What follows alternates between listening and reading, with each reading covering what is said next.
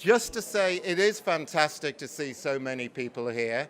I'm recognizing a few faces from the Big Plastics Debate 1, which was held at the NEC.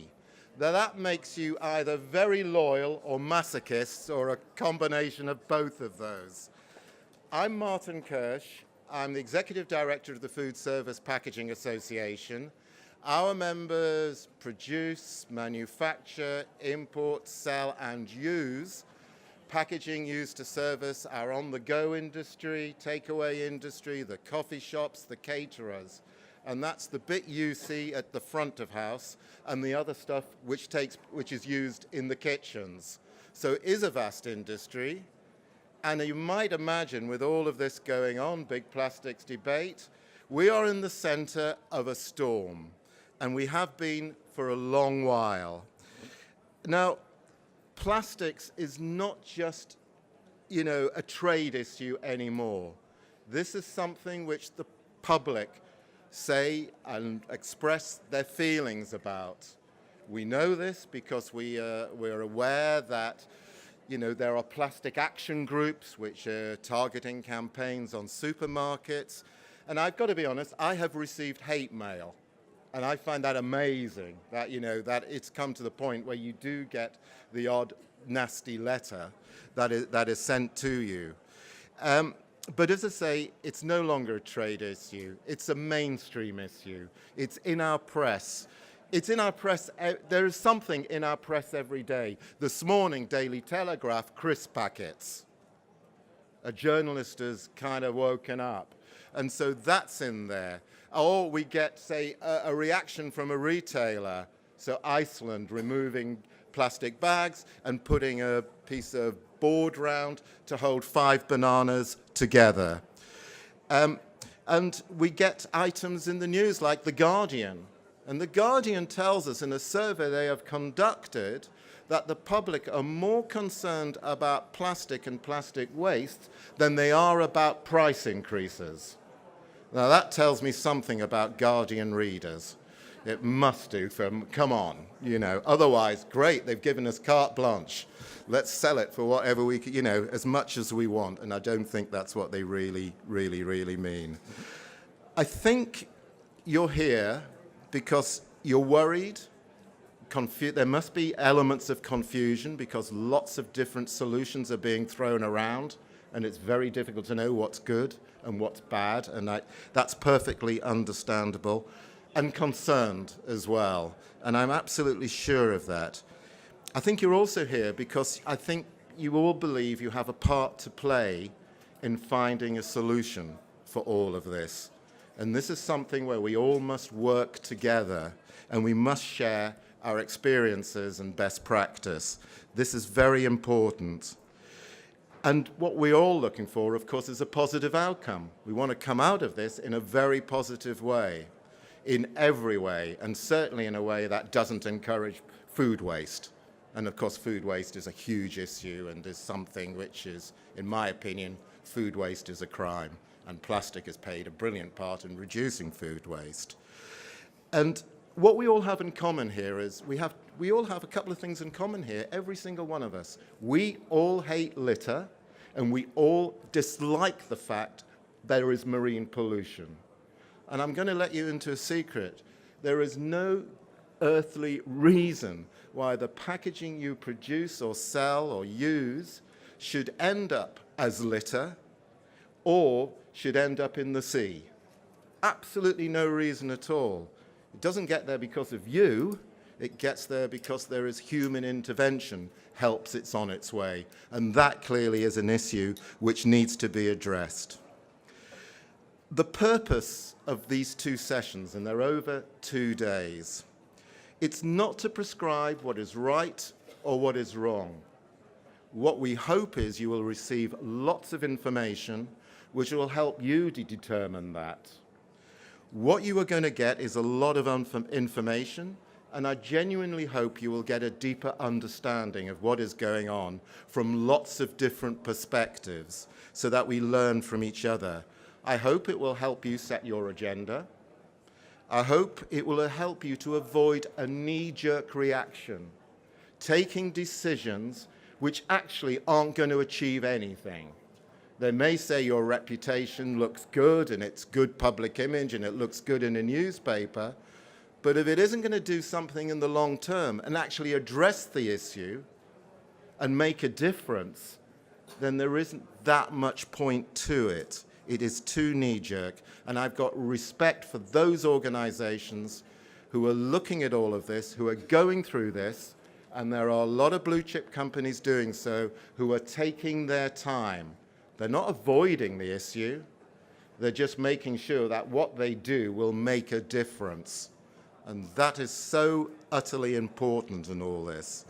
So we're looking at this from a lot of different angles. This afternoon, we're looking at the government role and how we're working with government to make what they do, and we know things are happening, but at least if they're doing things, then they better be effective. Otherwise, all we're doing is punishing the public, and that is not on.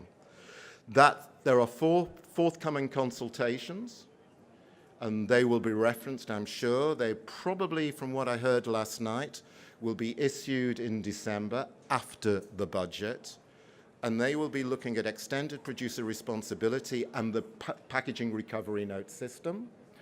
There will be one looking at the deposit return system, and there will be one, you'll be pleased to know, which is looking at straws and other items as well. And I can see from the audience you all are going to respond to the one on straws. So you will hear about that. We will then go on, and that's the big talk we're going to hear at 3:30.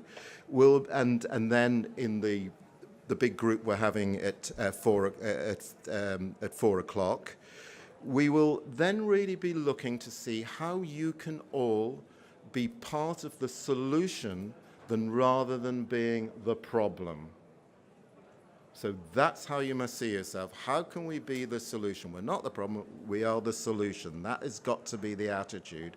Tomorrow will be, and I think it starts at 2, there will be a number of people presenting their ideas to deal with some of these issues to a panel, and I have to say this is a very strong panel, and I wouldn't fancy it myself. They are good. They are going to be quite critical. They're going to be quite strict. So that's tomorrow. And then we have a special section, which will be chaired by Jane over there, on waste management. We have waste management experts. Why do we have waste management experts? We have them because it's all very well thinking we are developing this type of packaging and it has got an end life, but it ain't going to have that end life unless you have the cooperation of waste management. They're the people who make and break it. So that's why it's vital they're involved in all of this. So today's little episode, we have Phil Chadwick here, who's the editor of Packaging News. And Phil is going to do something which is really handy for you all. He has culled hundreds, if not thousands, of articles, and he is going to give a presentation based on that. Now, that doesn't mean you shouldn't be subscribing to Packaging News. In fact, you should be. It's absolutely vital at the moment, so you really are kept informed. We then have the pleasure of Lord Deben, who will be joining us at 3:30, and I'll talk much more about Lord Deben later. All I'm going to say now about him is incredibly highly connected to all of those people who are making decisions that will affect your future livelihoods, either in government, in all parties, either amongst and I'm including here the ministers and the Secretary of State himself, the NGOs, the people like Greenpeace and Friends of the Earth and so on, the Environmental Audit Committee, the Green Party, but most importantly, industry as well. And he's able to tie all of that together. And that is superb, and that will be very, very helpful, and that is actually quite unique. And I think we should all feel privileged to be able to hear what he has to say. At 4 o'clock, we have what I have called here, no pressure on them, the All-Star Panel. And our All-Star Panel is going to look at how they are already finding solutions to a number of these issues. And so you will be hearing from them. And finally, the most important part of the day is there's a glass of wine or two at 5 o'clock. So that must be bought, and I've got a feeling the wine is going to be coming here. So without any further delay, I'm going to introduce you to the editor of Packaging News, Phil Chadwick. Thank you. Thank you very much, Martin, for that introduction. And yes, my name is Philip Chadwick. I'm the editor of Packaging News. And so a quick thank you to Martin for giving me the opportunity, actually, just to say a few words, just to sort of get the ball rolling, and perhaps also ask Martin later on to come back up and perhaps chat a bit more about government and about how the packaging industry is getting its voice heard. Firstly, I think it's fair to say that there has never been quite a year like this for packaging. I've spoken to many in the industry, some who've been working for 50 years, and they've said that the response has pretty much been the same. Never before has packaging been in the spotlight quite like this. The plastics debate, whether you like it or not, is driving innovation. Packaging technologists in major brands and retailers are suddenly the centre of attention. It's their call on how far organisations can go to reduce or eradicate plastic. For some, the alternatives to plastic are not always considered the best option. And there is a debate on how sustainable some materials really are. Covering this debate closely has given me a wider picture of the pressure packaging specialists are under. It's also interesting to see how attitudes have changed, and there appears to be a genuine desire to tackle the issue of plastics in the ocean. Packaging has also come under media scrutiny before, as Martin mentioned, but in the past, it felt like some of these stories, and many of these stories, were sort of here today, gone tomorrow. It was often a backbench MP thundering on about overpackaged goods, or newspapers complaining about difficult to open packs. The industry has, over the years, had to cope with plenty from the media, and in many areas it has responded. I can understand how frustrating it must be for some of you out there today when the press attacks and hits the industry on a near daily basis. The packaging industry has always prided itself on being sustainable, protecting the product and making sure that it's safe for consumers.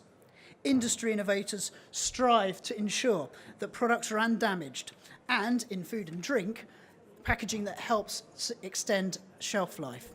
These are big ticks in the sustainable boxes. But things have changed. The pressure to go plastic-free is well and truly on, and it's interesting that the packaging industry hasn't buried its head in the sand on this and is keen to use this debate as an opportunity for change. It wants to see action on the UK's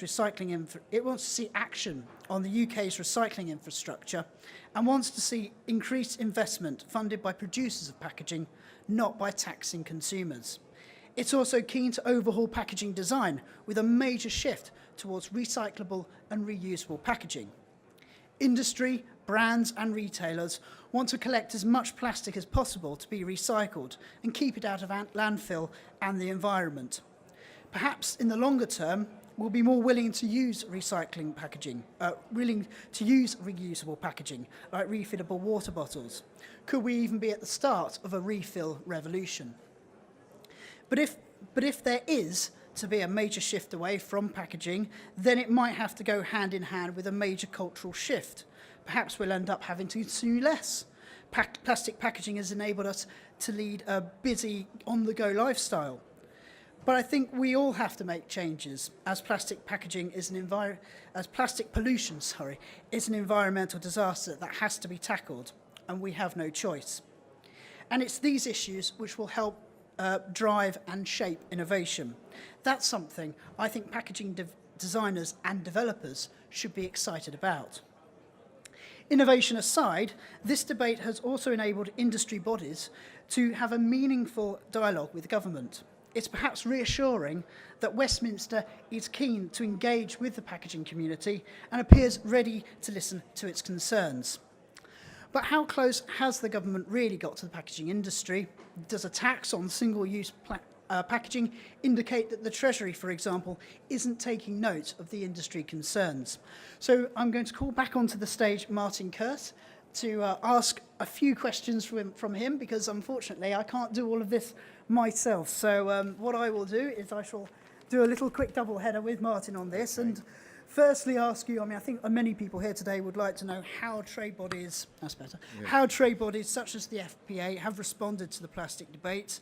What have you done? How have you responded from the word go? Right. Well, I would like to think we saw it coming.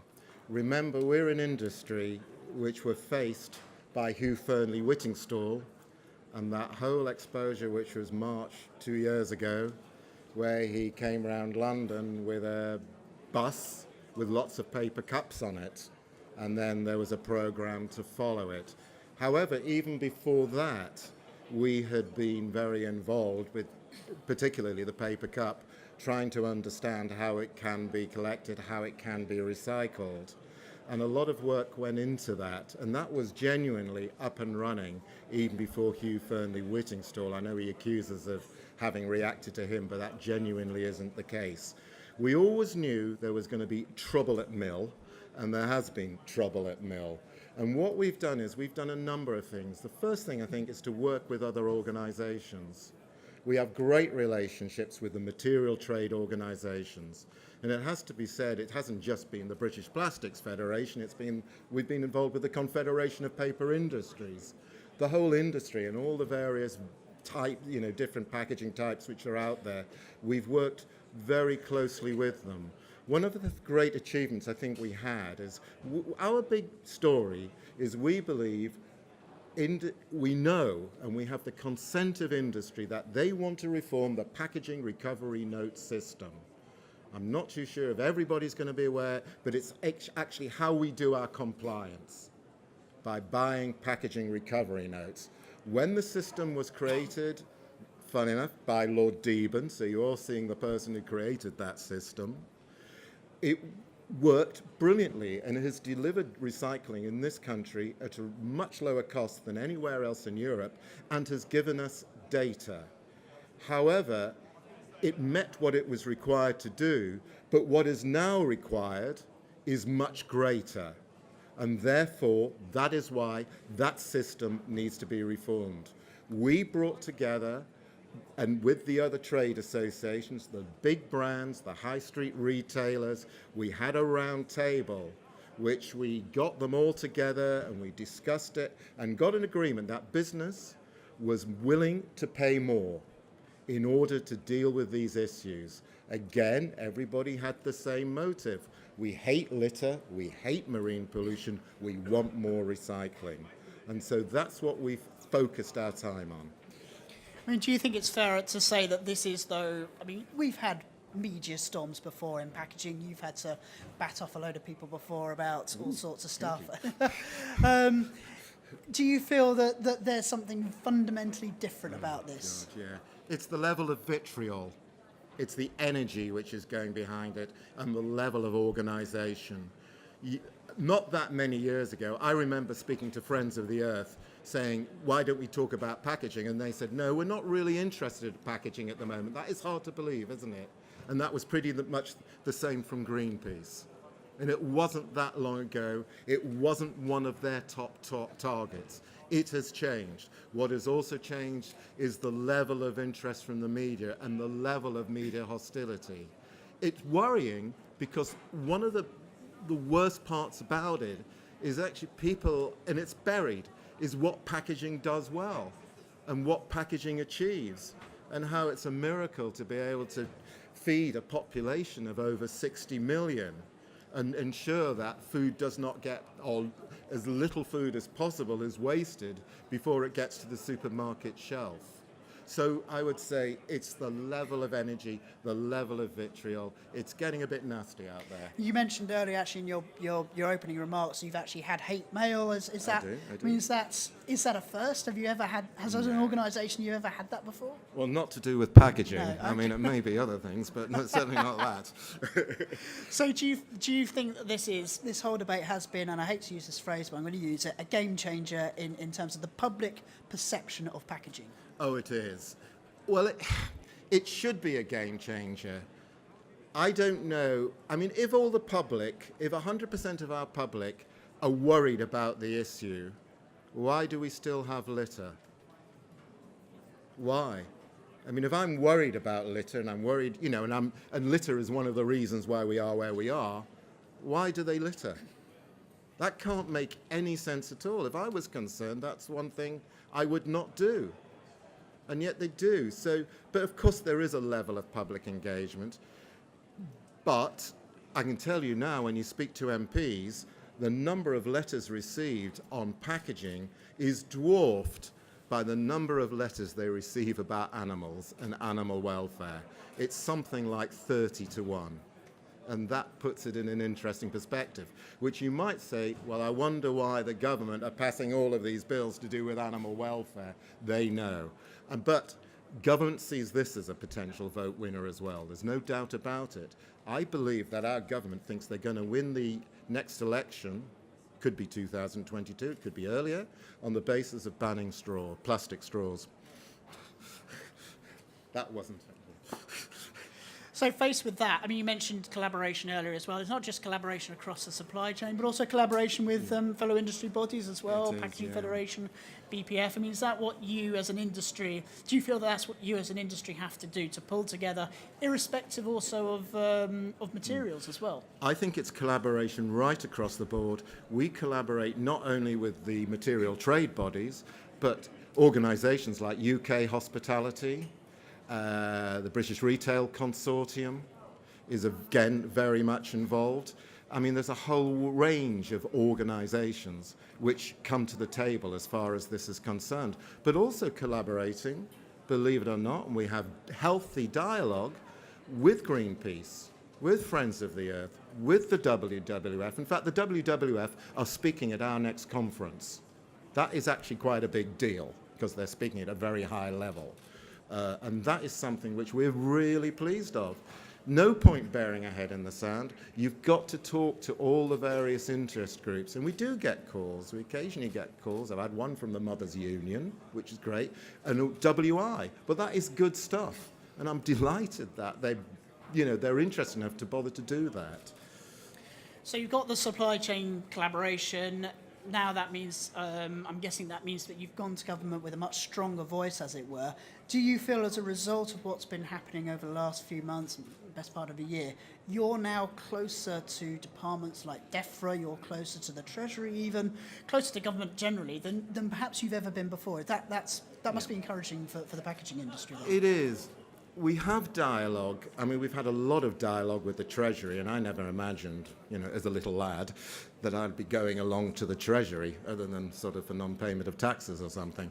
But it's, we've had a lot, and, they've brought me in to look at press releases and so on. So they clearly are talking to a lot of people in business, in industry, who are involved in packaging. And I'm actually really pleased, and I would give a big tick, even though I may not like what they may be doing by placing a tax on plastics, but I will give them the biggest tick for bothering to engage with business and taking into account a lot of what we're saying.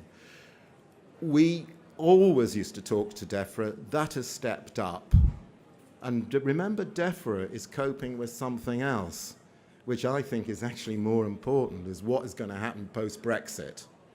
And in my mind, post-Brexit, Brexit is one of the critical things here.